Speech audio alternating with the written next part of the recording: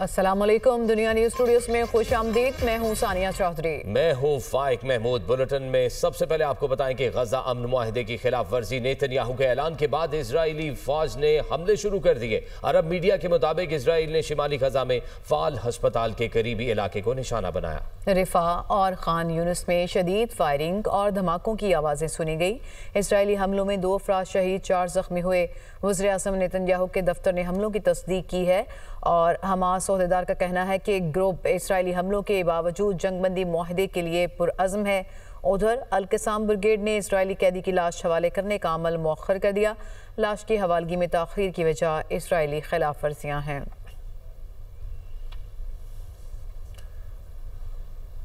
गजा अमन मुआहदे की खिलाफ वर्जी से मुतालिक आपको अपडेट कर रहे हैं कि नेतन्याहू के ऐलान के बाद इजरायली फौज ने हमले शुरू कर दिए हैं। अरब मीडिया ने यह बताया है कि इजराइल ने शुमाली गजा में फाल हॉस्पिटल के करीब इलाके को निशाना बनाया है। आगे बढ़ते हुए आपको बताएं कि वज़ीर आज़म शहबाज शरीफ कहते हैं कि पाकिस्तान कुदरती वसाइल से मालामाल है, मुल्क में तरक्की के लिए इनकलाबी इकदाम कर रहे हैं। सऊदी वली अहद के तरक्की के विजन का खैर मकदम करते हैं। डिजिटलाइजेशन से करप्शन में खातिर ख्वाह कमी आई है। मुख्तलिफ शोबों में इस्लाहात का अमल जारी है। FBI में इस्लाहात करके मुकम्मल डिजिटाइज्ड कर दिया गया है। हमने माजी में की गई गलतियों से सीखा और आगे बढ़े। रियाद में फ्यूचर इन्वेस्टमेंट इनिशिएटिव की नवी कॉन्फ्रेंस से इजहार ख्याल करते हुए उनका मजीद कहना था कि पाकिस्तान को मौसमियाती तब्दीलियों का सामना है, हम बेबस हैं। पाकिस्तान को सैलाब जैसी कुदरती आफात का भी सामना रहता है। रवां साल हमने तबाहकुन सैलाब का सामना किया। बहाली के अमल में हमें ज़्यादा फंड्स की ज़रूरत होती है। बार बार कर्जा लेने से मईशत कमज़ोर पड़ जाती है। इंसानियत को सही समत ले जाने के लिए मुख्तलिफ शोबों में बराबरी का ताउन होना चाहिए। एक दूसरे के साथ मुख्तलिफ शोबों में ताउन से आगे बढ़ा जा सकता है। पाकिस्तान AI समेत जदीद टेक्नोलॉजी के हुसूल के लिए तेजी से आगे बढ़ रहा है। I'd like to congratulate my very dear brother, Crown Prince Mohammed bin Salman, for this wonderful event, which symbolizes his leadership and his vision to transform societies like he has done in Saudi Arabia. We are undertaking most robust changes and deep-rooted reforms which are deeply required at this point in time. For example, our Federal Board of Revenue, tax collecting institution, has been completely digitized. We are attacking corruption with full might. We are undertaking industrial reforms. We have a youth bulge. 60% of our population is very young. We have to borrow loans to rebuild those areas which were devastated. It has to be mutual cooperation. If somebody thinks that countries like Pakistan who are devastated, loans would be enough, that is not acceptable. Pakistan और Saudi अरब में इक्तिसादी ताउन का framework शुरू करने पर इत्तफाक हुआ है। तरजीही शोबों में तवानाई, सनत, कानकनी, इंफॉर्मेशन टेक्नोलॉजी, ज़राअत और ग़ज़ाई तहफ़्फ़ुज़ शामिल हैं। फ्रेमवर्क के तहत इक्तिसादी, तजारती, सरमायाकारी और तरक्याती शोबों में कई स्ट्रेटेजिक और आला असरात के हामिल मंसूबों पर तबादला ख्याल किया जाएगा। वज़ीर आज़म शहबाज शरीफ और सऊदी वली अहद की मुलाकात का मुश्तरका एलामिया जारी कर दिया गया है। फ्रेमवर्क दोनों मुल्कों की क़यादत और बरादर अवाम की उमंगों की तर्जुमानी और बाहमी मफादात के हुसूल की तकमील की ख्वाहिश की अक्कासी करता है।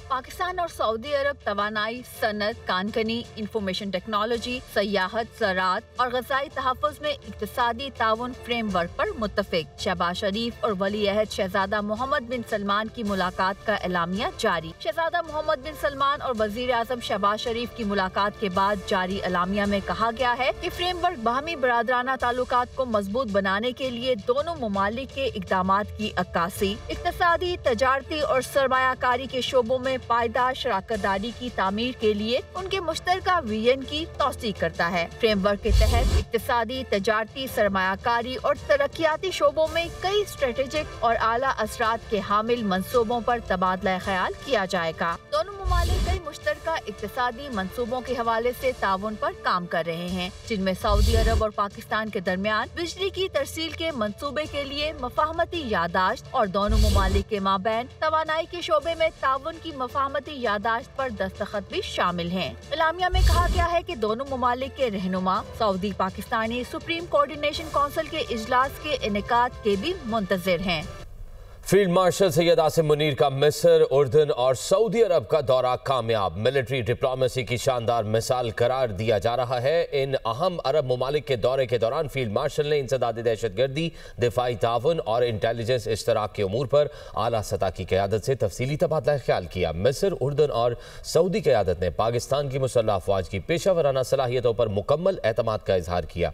फील्ड मार्शल का यह दौरा मुस्लिम ममालिक के दरमियान अस्करी इत्तेहाद, यकजहती और ताउन की मजबूत अलामत करार दिया जा रहा है। दिफाई माहिरीन के मुताबिक फील्ड मार्शल सैयद आसिम मुनीर की फाल अस्करी सिफारतकारी ने पाकिस्तान के आलमी वकार और खित्ते में अमन व इस्तेहकाम और मुश्तरका सलामती के लिए इसके कलीदी किरदार को मजीद उजागर किया है। मार्का हक के बाद कामयाब मिलिट्री डिप्लोमेसी के नतीजे में पाकिस्तान आलमी उफक पर एक मजबूत और बावकार रियासत के तौर पर सामने आ रहा है। फील्ड मार्शल सैयद आसिम मुनीर का मिस्र, उर्दन और सऊदी अरब का तारीखी दौरा। अहम अरब ममालिक का दौरा कामयाब मिलिट्री डिप्लोमेसी की शानदार मिसाल करार। मिस्र, उर्दन और सऊदी क़यादत ने पाकिस्तान की मुसल्लह अफवाज पर मुकम्मल एतमाद का इजहार किया। फील्ड मार्शल के इन अहम दौरों में इंसदादी दहशतगर्दी, दफाई ताउन और इंटेलिजेंस इश्तराक पर अहम बातचीत की गई। फील्ड मार्शल का दौरा मुस्लिम ममालिक के माबैन अस्करी इत्तेहाद और यकजहती की मजबूत अलामत है। फील्ड मार्शल सैयद आसिम मुनीर के इन दौरों से पाकिस्तान का खित्ते में अमन, इस्तेहकाम और मुश्तरका सलामती के लिए कलीदी किरदार उजागर हुआ है। मार्का हक के बाद कामयाब मिलिट्री डिप्लोमेसी की बदौलत पाकिस्तान आलमी उफक पर अपने मजबूत और बावकार तशख्खुस के साथ उभर रहा है। फील्ड मार्शल की फाल अस्करी सफारतकारी पाकिस्तान के आलमी वकार में इजाफा का बायस है। रहनुमा पीटीआई सलमान अकरम राजा ने कहा, आज़ाद कश्मीर में तहरीकें सबके सामने हैं। जब अवाम के मैंडेट पर डाका मारें तो यही हाल होता है। हमने फैसला किया है आज़ाद कश्मीर में जो खेल खेला जा रहा है इससे दूर रहेंगे। हम अपने उसूल पर खड़े रहेंगे। वो इस्लामाबाद में मीडिया से गुफ्तगू कर रहे थे। दूरी का और अवाम को धुतकारने का नतीजा जो हुआ वो आपके सामने है। आज़ाद जम्मू कश्मीर में एक खलफशार है। ये एक तरह से एक तंबीह है पाकिस्तान के लिए, तमाम सूबों के लिए, कि जब आप अवाम के हकीकी नुमाइंदों को एक खेल के तहत पसे पुश्त डालते हैं, अवाम के मैंडेट पर डाका डालते हैं, तो रावी सब अच्छा है नहीं लिख सकेगा, सब अच्छा नहीं रहता। उस मुल्क में, उस रियासत में, उस सूबे में खलफशार का होना यकीनी है। तमाम हमारे MLA, हमारे जो इस वक्त आज़ाद जम्मू कश्मीर असम्बली के रुकन हैं, वो मौजूद थे। हमने बतौर जमात ये फ़ैसला किया है कि इस तमाम ढकोसले से हमारा कोई ताल्लुक़ नहीं होगा। हम इस अमल से दूर रहेंगे और अवाम की अदालत में खड़े रहेंगे। हकीकी जो नुमाइंदगी है अवाम की, उसका हक हम अदा करते रहेंगे। पावर सेक्टर का गर्दिशी कर्जा बढ़ेगा नहीं, कम होगा। वफाकी वज़ीर तवानाई अवैस अहमद खान लगारी ने प्रोग्राम दुनिया महर बुखारी के साथ में गुफ्तगू करते हुए कहा, तवानाई के शोबे का गर्दिशी कर्जा बढ़ेगा नहीं बल्कि कम होगा।